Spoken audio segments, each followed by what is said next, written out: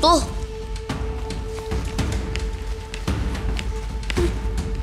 Kaninong album yan, kuya?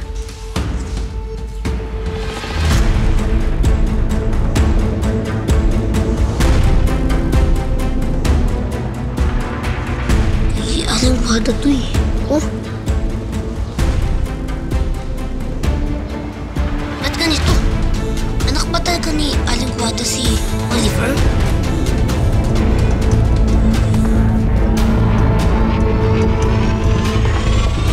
Bakit nasa inyo yan?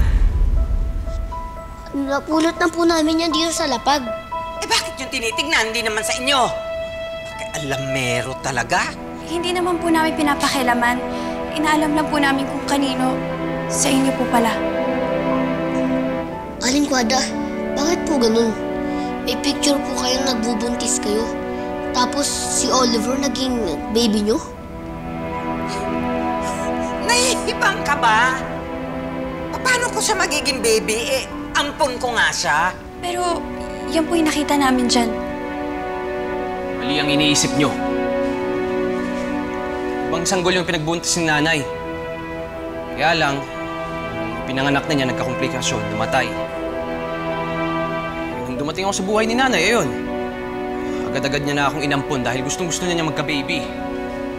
Diba, Nay? Oh, ano? Naintindihan mo na.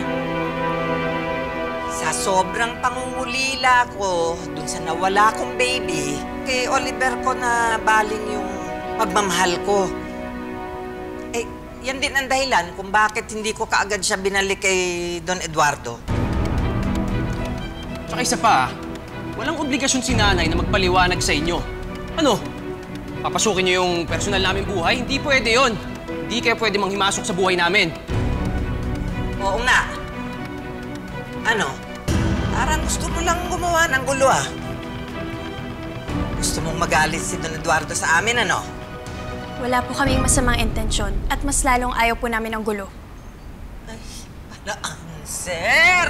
Huwag niyong sasaktan ng kapatid ko. Pinagsabihan na tayo ni Sir Mayor. Sundin natin siya. Respetuhin natin si Sir Mayor at ang pamamahay na ito. Wala nang away. Tabang! Uy, ikaw, huwag kang masyadong matapang, ha? Baka yung katapangan mo ang magpapahamak sa'yo.